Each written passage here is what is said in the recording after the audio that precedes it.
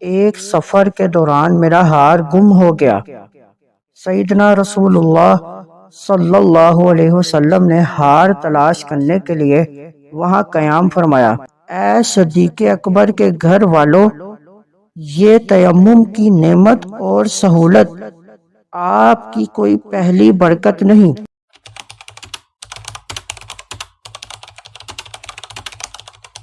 بسم اللہ الرحمن الرحیم۔ آج کا ہمارا ٹاپک خاندان صدیقی کی ایک برکت، تیمم کی رخصت۔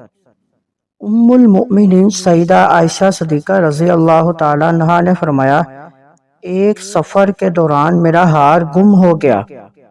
سیدنا رسول اللہ صلی اللہ علیہ وسلم نے ہار تلاش کرنے کے لیے وہاں قیام فرمایا اور صحابہ کرام بھی آپ کے ساتھ وہیں ٹھہر گئے۔ صبح کا وقت ہوا تو وضو وغیرہ کے لیے پانی موجود نہ تھا۔ فَأَنزَلَ اللَّهُ آیَةَ التَّیَمُّمِ فَتَیَمَّمُوا فَقَالَ أُسَیدُ بْنُ الْخُدَیرِ مَا ہِیَ بِأَوَّلِ بَرَکَتِکُمْ یا آلِ ابی بکر؟ قالت فَبَعَثْنَا الْبَعِیرَ الَّذِی كُنْتُ عَلَیہ فَأَصَبْنَا الْعِقْدَ تَحْتَهُ۔ اللہ جل جلالہ نے آیت تیمم نازل فرمائی اور صحابہ کرام نے تیمم کیا۔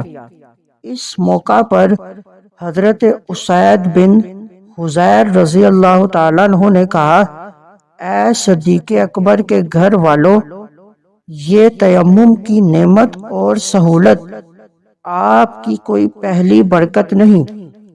ام المؤمنین رضی اللہ تعالیٰ عنہما نے فرمایا، جس اونٹ پر میں سوار تھی اسے اٹھایا تو اس کے نیچے ہار مل گیا۔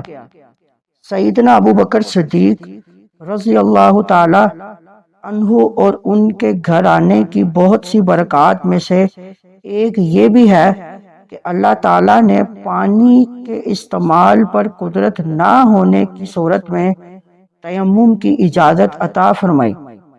علماء کرام نے فرمایا، ہار گم ہونے اور رحمت عالم صلی اللہ علیہ وسلم کے نہ بتانے میں بہت سی حکمتیں تھیں۔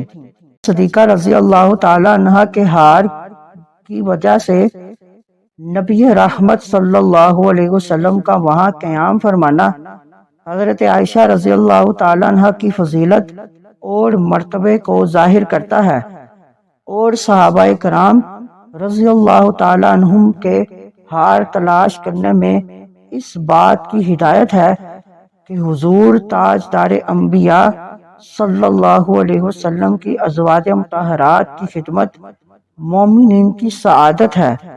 نیز اس واقعے سے تیمم کا حکم بھی معلوم ہو گیا، جس سے قیامت تک مسلمان نفع اٹھاتے رہیں گے۔ مزید معلومات کے لیے ہمارے چینل کو لائک اینڈ سبسکرائب کریں۔